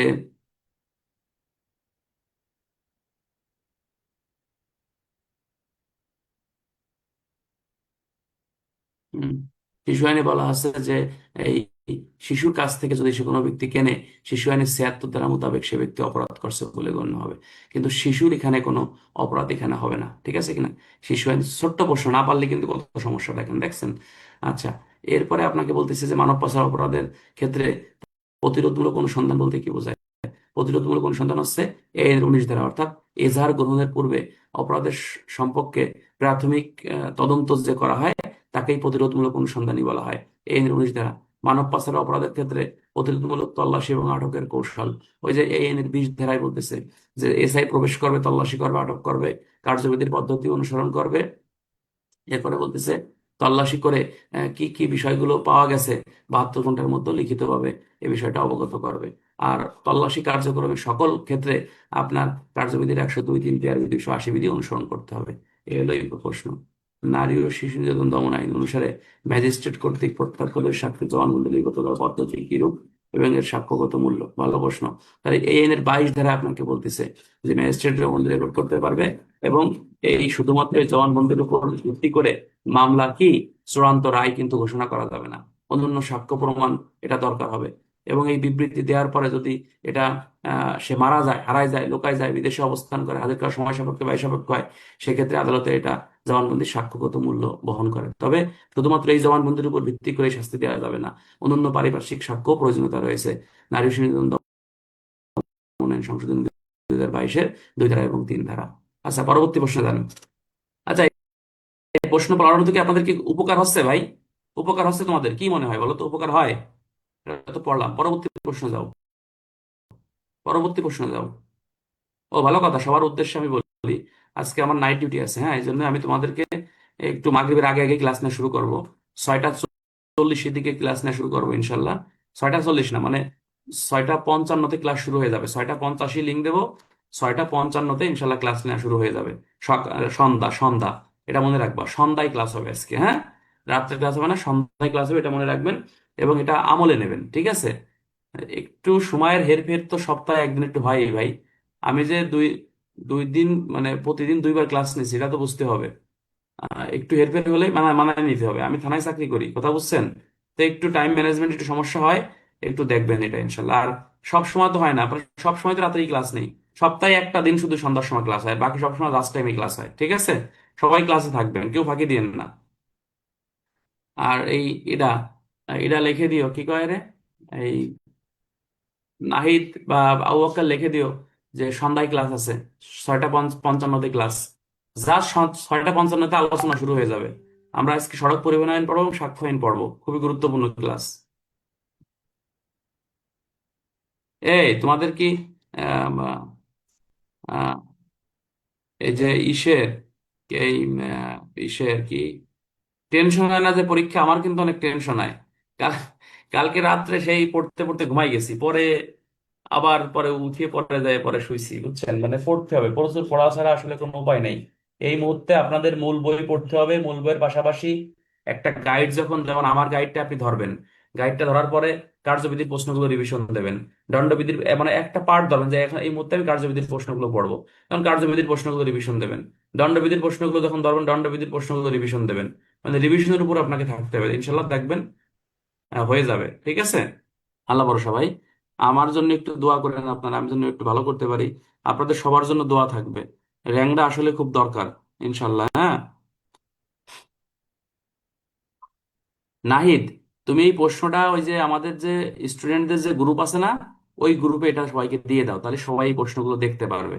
আমি আপনাদের সর্বোচ্চ প্রযুক্তিগত সহায়তা আপনাদের দেওয়ার চেষ্টা করি। এই যে একসাথে গ্রুপে পড়তেছেন বলেই কিন্তু এই প্রশ্নগুলো সমাধান হচ্ছে, আলোচনা হচ্ছে। তো তারপরেও কিছু লোক আছে 500-600 টাকা এটা দিতে চান না আপনারা, এটা মানে এটা খুবই একটা খারাপ জিনিস, আমি আর বলার আসলে ভাষা নাই। আজকের পর থেকে আর মানে আজকে না, আজকে কয়দিন, 14 তারিখ, কালকে লাস্ট ডেট। কালকের পর থেকে আমি আর এই টাকা পয়সা চাবো না। যার মন চাই দেবেন, না না চাইলে আমি সব রিমুভ করে দেবো। ঠিক আছে কিনা? আর এই কথা বলবো না। লা হাওলা ওয়ালা কুওয়াতা ইল্লা বিল্লাহিল আলিয়্যিল আযীম। আচ্ছা, এরপরে এরপরে হচ্ছে আমরা চলে যাব যে 2021 সালের প্রশ্ন, যে আত্মরক্ষার ব্যক্তিগত অধিকার বলতে কি বোঝায়। কখন আত্মরক্ষার ব্যক্তিগত অধিকার প্রয়োগ করা যায় না, ব্যাখ্যা করো। তাহলে এই প্রশ্নটা কিন্তু গুরুত্ব আছে। আত্মরক্ষার ব্যক্তিগত অধিকার তোমরা জানো যে আত্মরক্ষার ব্যক্তিগত অধিকার আছে মানুষের সহজাত প্রবৃত্তি। এই অধিকার সারা বিশ্বে মানুষের মৌল মানবিক অধিকার হিসেবে আহ, আহ, আহ, কি পরিচিত। তাহলে আত্মরক্ষার অধিকার আছে 1860 সালে প্রণীত পেনাল কোডের 99 ধারা শর্ত সাপেক্ষে নিজের জানমাল, অপরের জানমাল এবং সরকারি সম্পত্তি রক্ষার্থে মারাত্মক আক্রমণের বিরুদ্ধে যে প্রতিরোধমূলক ব্যবস্থা গ্রহণ করা হয় তাকে আত্মরক্ষার ব্যক্তিগত অধিকার বলা হয়। 96, 97, পেয়ারবি 153। এছাড়া নোট দেবো যে আত্মরক্ষার ব্যক্তিগত অধিকার প্রয়োগ করাকালে কোনো কাজ অপরাধ না। আত্মরক্ষার ব্যক্তিগত অধিকার স্থাবর এবং অস্থাবর উভয় প্রকারের সম্পত্তিতে এর রক্ষা করা হয়ে থাকে। ক্ষেত্র বিশেষ 96 থেকে 106 ধারা মোতাবেক আত্মরক্ষার ব্যক্তিগত অধিকার প্রয়োগ করা হয়। কখন আত্মরক্ষার ব্যক্তিগত অধিকার প্রয়োগ করা যায় না? ভালো প্রশ্ন, এবং বুঝতে হবে। এখানে একটু বোঝার বিষয় আছে, আমি তোমাদের ব্যাখ্যা করে বলি। প্রয়োগ করা যায় না মানে কখন প্রয়োগ করতে হয়? 99 ধারা প্রয়োগ করা যায় না, 101-এ প্রয়োগ করা যায় না, 104-ই প্রয়োগ করা যায় না। এই তিনটা ধারা আসবে। 99 ধারায় বলতেছে পদাধিকার বলে সরকারি কর্মচারীর কাজের বিরুদ্ধে মৃত্যু বা গুরুতর জখমের আশঙ্কা না থাকলে আত্মরক্ষার অধিকার প্রয়োগ করা যায় না। 2 নম্বরে বলতেছে পদাধিকার বলে সরকারি কর্মচারীর নির্দেশে সরল বিশ্বাসে সম্পাদিত কার্য মৃত্যু বা গুরুতর জখমের আশঙ্কা না থাকলে আত্মরক্ষার অধিকার প্রয়োগ করা যায় না। 2 নম্বর হচ্ছে আত্মরক্ষার ব্যক্তিগত যতক্ষণ পর্যন্ত সরকারি কর্তৃপক্ষের আশ্রয় লাভের সুযোগ থাকে ততক্ষণ পর্যন্ত এই অধিকার প্রয়োগ করা যায় না। আর তারপরে লিখতে হবে যে আহ, যতটুকু ক্ষতি বা আঘাত করা প্রয়োজন তার বেশি আত্মরক্ষার অধিকার প্রয়োগ করা যায় না। আর দেহের ক্ষেত্রে যতটুকু ক্ষতি বা আঘাত করা প্রয়োজন তার বেশি প্রয়োগ করতে পারবেন না, 101। সম্পত্তি রক্ষার যতটুকু ক্ষতি বা আঘাত করা প্রয়োজন তার বেশি প্রয়োগ করতে পারবেন না। তাহলে এই প্রশ্নের উত্তর হচ্ছে 99, 101 এবং হচ্ছে আপনার 104। ভুল করলে চলবে না ভাই, উল্টো পাল্টা লিখলে মার্ক উল্টো পাল্টা আসবে। কখন কিভাবে একটি বৈধ সমাবেশ অবৈধ সমাবেশে পরিণত হয়? হ্যাঁ, সহজ প্রশ্ন। কখন কিভাবে একটি বৈধ সমাবেশে পরিণত হয়? তখন এটা হচ্ছে ওই যে এই পুলিশ আইনের 30 ধারা প্রদত্ত লাইসেন্সের শর্ত মেনে যে সমাবেশ পরিচালিত হয় তাকে বৈধ সমাবেশ বলে। আর সমাবেশের লাইসেন্সের শর্ত যখন অমান্য করে সমাবেশটি পরিচালিত হয় তখন সেই বৈধ সমাবেশ অবৈধ সমাবেশে পরিণত হয়। আর অবৈধ সমাবেশ পরিণত হলে পুলিশ আইনের 30-এর 1, 30-এর 2, কার্যবিধি 127 থেকে 131 ধারার বিধান প্রতিপালন করে সেটা ছত্রভঙ্গ করা পুলিশের দায়িত্ব এবং কর্তব্য। 5 মার্কের প্রশ্ন শেষ। নিজের মতো করে লিখতে হবে ভাই। এজাহার বলতে কি বোঝায়? হিসাব ক্যালকুলেটর আপনারা পারেন, এটা বলে সময় নষ্ট করবো না। আমলযোগ্য অপরাধের সংবাদ থানায় আসলে কোন স্তরের কর্মকর্তা কিভাবে এজাহার গ্রহণ করবে এবং কি কি বিষয়ের গুরুত্ব দিয়ে এজাহার লিপিবদ্ধ করবে, তখন আপনি লিখবেন পিআরবি 201, কার্যবিধি 4-এর 1-এর ততে ওসি এজাহার গ্রহণ করতে পারবে। পিআরবি 201, কার্যবিধি 207-এর গতে এএসআই এজাহার গ্রহণ করতে পারবে। তারপরে লিখবেন যে এই কি বলে ওটা, কার্যবিধি হচ্ছে আপনার এই ইসের কার্যবিধি 551-তে ওসির ঊর্ধ্বতন পদের অফিসাররাও আপনার এজাহার আপনার গ্রহণ করতে পারবে। পিআরবি 243-এর 6-তে বলতেছে থানায় কোনো অফিসার হাজির না থাকলে একজন কনস্টেবল লিখিত এজাহার সে গ্রহণ করতে পারবে। ঠিক আছে? এ হলো এজাহার কোন কোন পদের অফিসার গ্রহণ করতে পারে। আচ্ছা। আচ্ছা। এরপরে হচ্ছে যে কোন কোন বিষয় গুরুত্ব দেবে। গুরুত্ব দেবে হচ্ছে যে ওই বিষয়গুলো আপনাকে লিখতে হবে, যে থানা, জেলার নাম, মামলার নাম, ধর্তব্য অপরাধ কিনা, আমলযোগ্য অপরাধ কিনা, আসামির নাম, ঠিকানা, যা যা বৈশিষ্ট্য আছে, কি অপরাধ কে করছে, কখন করছে, কে দেখছে, কি দেখছে, এই সকল বিষয় গুরুত্ব দিয়ে এজাহারের বিষয়টা রেকর্ড করতে হবে। পরবর্তী প্রশ্ন, হত্যা মামলা প্রমাণের ক্ষেত্রে লাশের আবশ্যকতা কতটুকু। হত্যা মামলা, তাহলে লিখবেন যে হত্যা মামলা প্রমাণে লাশের আবশ্যকতা বা গুরুত্ব বা প্রয়োজনীয়তা অপরিসীম। কেননা আহ আহ, লাশ যদি না পাওয়া যায়, সেক্ষেত্রে কিভাবে মৃত্যুটি সংঘটিত হয়েছে সেটা জানা যায় না, তাই লাশের প্রয়োজনীয়তা আবশ্যক রয়েছে। ধারা দেবেন হচ্ছে পিআরবি, ধারা দেবেন 302, ধারা দেবেন দণ্ডবিধি। এরপর 2 নম্বর পয়েন্ট দেবেন যে লাশ পাওয়া গেলে লাশের শ্রোতাল রিপোর্ট প্রস্তুত করা হয়, তাই মৃত্যুর কারণ সম্পর্কে প্রাথমিক ধারণা লাভ করা যায়, তাই লাশের গুরুত্ব বা প্রয়োজনীয়তা অপরিসীম। এটা কার্যবিধি 174, বিআরবি 299, 300 দেবেন। 3 নম্বর দেবেন লাশ পাওয়া গেলে লাশের ময়নাতদন্ত রিপোর্ট প্রস্তুত করা হয়, তাই হত্যা মামলা ময়নাতদন্ত রিপোর্টের মাধ্যমে মৃত্যুর প্রকৃত কারণ নির্ণয় করা যায়, তাই লাশের প্রয়োজনীয়তা আবশ্যকতা অপরিসীম। পেআরবি 304, 305 দেবেন। কার্যবিধি 174-3 দেবেন। এর পরবর্তী পয়েন্ট দিতে পারেন যে আহ, লাশ লাশ পাওয়া গেলে লাশের চারপাশে অনেক ফরেনসিক সাক্ষ্য প্রমাণগুলো পাওয়া যায়, তাই হত্যা মামলা প্রমাণের ক্ষেত্রে লাশের গুরুত্ব বা প্রয়োজনীয়তা অপরিসীম। পেআরবি 635, 638 দিয়ে দেবেন। এক কথায় দিয়ে দেবেন, যদি লাশ না পাওয়া যায় সেই ক্ষেত্রে কিন্তু আপনার হত্যা মামলা রুজু করা ঠিক হবে না, এবং হত্যা মামলা প্রমাণের ক্ষেত্রে লাশের গুরুত্ব বা প্রয়োজনীয়তা অপরিসীম। এই ধারাগুলো দিয়ে দেবেন। শেষ। 522, 525 দেবেন, সমস্যা নেই। আচ্ছা। এখন বলা হচ্ছে যে এই কি প্রশ্ন করলো, পেআরবি 206 আছে সেকেন্ড অফিসার, অর্থাৎ এই থানার এসআই দের দায়িত্ব কর্তব্য পেআরবি 206 আপনাকে বলতেছে। আচ্ছা, পরবর্তী প্রশ্ন কি বলছে, ফৌজদারি মামলায় আসামি কর্তৃক পুলিশ অফিসারের নিকট প্রদত্ত স্বীকারোক্তি কোন পরিস্থিতিতে কিভাবে আদালতে প্রাসঙ্গিক। সহজ প্রশ্ন। এটা সাক্ষ্য আইনের 25, 26, 27 দিয়ে বলে লাগবেন যে 25-এ অপ্রাসঙ্গিক, 26-এ ম্যাজিস্ট্রেটের উপস্থিতিতে প্রাসঙ্গিক, 27 দ্বারা যতটুকু আলামত বা তথ্য উদ্ধার হবে ততটুকু প্রাসঙ্গিক। এটা ব্যাখ্যা দিয়ে দেবেন, উত্তর হয়ে যাবে। পরবর্তী প্রশ্ন, মাছ বাজারের সেক্রেটারি এর অফিস কক্ষে মাছ ব্যবসায়ী জুয়া খেলা মর্মে খবর ভিত্তিতে অফিসার ইনচার্জ আহ কি একটি টিম অভিযান পরিচালনা করালেন। পুলিশ অফিসার টের পেয়ে জুয়া সন্দেহবাদী সকালে ত্যাগ করলেন। অফিসার ইনচার্জ কিছু পাওয়া গেলে আইনগত করণীয় আলোচনা করো। তাহলে আইনগত করণীয় হচ্ছে এখানে একটি শূন্য জব্দ তালিকা প্রস্তুত করবে, কার্যবিধি আইনের 103-2 ধারা, পেআরবি 280। এরপরে যে সকল মালামালগুলো পাওয়া যাবে সেগুলো হচ্ছে আপনার জুয়া আইনের গত 6 ধারা, আখড়া, 7 ধারা, মিথ্যা নাম ঠিকানা, 8 ধারা হচ্ছে, সেগুলো হচ্ছে আপনাদের যে ই করবে, কি করে এই কিছুই পায়নি নাকি, তাহলে শূন্য জব্দ তালিকা প্রস্তুত করবে। এরপরে এই যে ইসের কি ওই সকল অপরাধীদেরকে ধরার জন্য হচ্ছে আপনার হইচই বিজ্ঞপ্তি আপনার ইস্যু করতে পারবে, পেআরবি 250 বিধি। আর যে সকল ব্যক্তিরা জুয়া খেলছে তারা জুয়া আইনের 3 ধারা এবং 4 ধারা মোতাবেক অপরাধ করছে বলে গণ্য হবে, এবং পুলিশ অফিসারের উক্ত কাজটি জুয়া আইনের 5 ধারা মোতাবেক বৈধ হিসেবে গণ্য হবে। মূলত এটা হলো যে সিআরপিসির প্রশ্ন এইভাবে লিখতে হবে, ওই যে 103-2, 280। শোনেন, একটা কথা মানে ক্লাসে বলা ঠিক হবে কিনা, স্যাররা তো প্রশ্ন করেই, কথা বোঝেন নাই। এখন মানে অত কিছু মাথায় নিয়ে স্যাররা প্রশ্ন করে না, কথা বলছেন, মন চাইছে একটা প্রশ্ন তুলে দিচ্ছে। দেখবেন মানে আমরা তো আসলে ছোট র্যাঙ্কের লোক, মানে স্যাররা তো আমাদের নিয়ে অত ভাবার সময় নাই, কথা বুঝছেন। মানে প্রশ্ন একটা মানে আগা মাথা হলো কি হলো না, মানে প্রশ্ন হয়েছে ঠিক আছে, এটা কিন্তু আরো সুন্দর করে দিতে পারতো পারতো না, মানে তুলে দিয়েছে যে মানে স্যাররা তো। রেকর্ডটা অফ করো।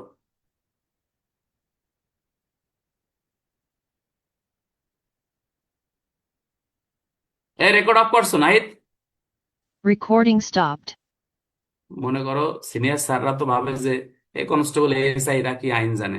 যেমন ওই যে কিছুদিন আগে আমি ডিউটি অফিসারই করতেছি, একজন সিনিয়র স্যার ফোন দিয়েছে, নাম বলার দরকার নেই, উনি তো আমার চেনে না। আমার বলতেছে তুমি একটা জিডি নিয়ে নাও, জিডি নিয়ে এটা কোর্টের অনুমতি নিয়ে তদন্ত করতে হয়, তুমি কি জানো এটা? আমাকে বলতেছে, আমি বলছি, জি স্যার জানি এটা। তো বিষয়টা হচ্ছে ওরকম, মানে জিডি জিডি কোর্টের অনুমতি নিয়ে তদন্ত করতে হয়, মানে হয়তো সে সিনিয়র অফিসার ভাবছে মানে একজন এএসআই কি কি পাল্টা জানে, ঠিক না?